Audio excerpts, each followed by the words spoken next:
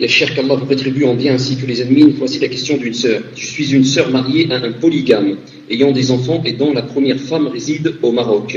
Je viens de m'installer avec mon mari, walillahi alhamd, et il fait des allers-retours pour me voir ainsi que la première femme. Il y a souvent des prises de tête dues à ma jalousie et celle de ma coépouse, mais ma jalousie est plus excessive.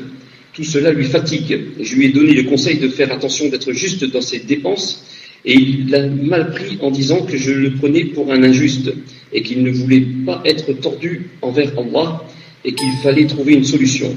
Par la suite, il me confie qu'il voulait remarier avec une troisième épouse et que ni moi ni sa première femme ne le stopperaient dans le fait qu'il prenne une troisième femme et que c'est en faisant cela qu'il apaisera toutes les tensions, supposant que tout ceci est dû à ma jalousie, alors que j'étais prête à faire des efforts et trouver des solutions avec ma coépouse. Selon moi, une troisième femme ne ferait qu'augmenter ma jalousie et je ne serais pas heureuse. Il m'affirme que ni moi, ni ma coépouse n'aurons le choix et que nous serions dans l'obligation d'accepter son choix. Quel est votre avis sur ma situation actuelle et quel conseil pourriez-vous me donner, premièrement à moi et à mon mari, cher, afin que je ne prenne pas une décision qui pourrait encourir la colère d'Allah, et sachant que mon mari a rédigé un écrit où il mentionne qu'il ne prendrait pas d'autres épouses. Est-ce que vis-à-vis d'Allah, cet écrit est pris en compte? Je m'excuse sincèrement pour la longueur de ma question. Barakallahu fikum, ya cher. Premièrement, je ne sais pas, ya cher, si c'est la première, celle-là, ou la deuxième. Wallahu a'lam, celle de ma coépouse. Il fait des allers-retours pour voir. Donc je pense que ça doit être la deuxième. Hein. Ça doit être la deuxième. Wallahu a'lam. Tfaddal, ya cher. La jalousie entre les coépouses, ça a existé du temps du prophète sallallahu alayhi wa sallam, et bien avant, ça a existé entre qui? Entre Sarah et Hajar,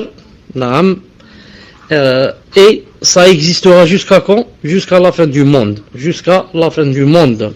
Donc il ne faut pas s'étonner de ces choses.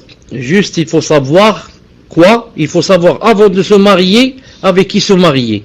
Et si je ne suis pas polygame, de choisir quelqu'un qui n'est pas polygame. Ou alors de lui mettre dans la condition que je me marie à condition de ne pas te marier. S'il accepte, ça veut dire que s'il se marie, mon mariage avec lui est caduc, est nul.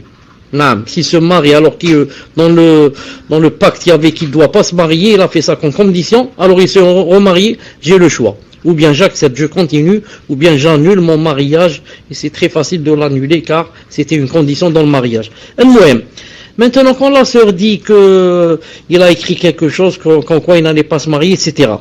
Je n'ai pas compris où il a écrit ça. Est-ce qu'il a écrit comme quoi c'est une condition dans le mariage, ou alors il a écrit comme ça, juste que c'est une promesse, Inch'Allah Ta'ala.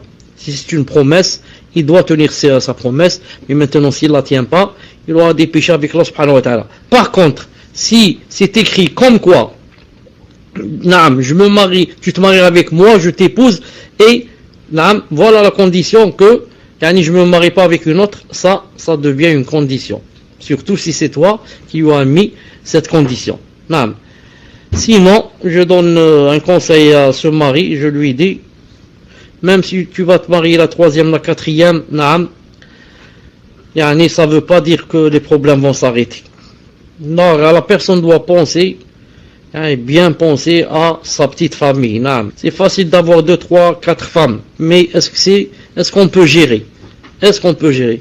Ensuite, nous, quand on se marie, la deuxième, la troisième, la quatrième, est-ce qu'on se marie comme se mariait le prophète sallallahu alayhi wa sallam, c'est-à-dire pour le but, un but connu, comme quoi pour une femme qui n'a pas n'a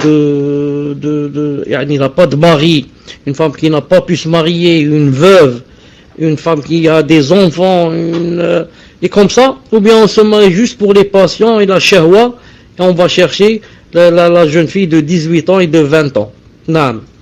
Donc, celui qui dit je veux être polygame, alors qu'il soit polygame comme l'a été le prophète sallallahu alayhi wa sallam. C'est-à-dire avec un but précis. Et non pas seulement pour la shahwa. Wallahu ta'ala alam, et qu'Allah subhanahu wa ta'ala te fasse patienter. Ce n'est pas facile, bi'idnillahi ta'ala. Ça me rappelle ici maintenant une chose. Beaucoup de sœurs acceptent une deuxième, et on a même qui, ce sont elles qui cherchent. Elle dit, je cherche la deuxième pour mon mari, mesquine, il est gentil, il est ceci, il est cela, je veux le marier. Et ensuite, quand elle le marie, c'est la guerre du monde, la troisième guerre mondiale. Et moi j'en connais au moins deux, mais je crois que c'est trois. Je connais, c'est-à-dire, subhanallah, qui, ce sont elles qui ont marié leur mari avec la deuxième, et ensuite ont demandé le divorce, et je crois qu'elles ont divorcé. Elles ont dit c'est impossible. Je ne savais pas que c'était comme ça.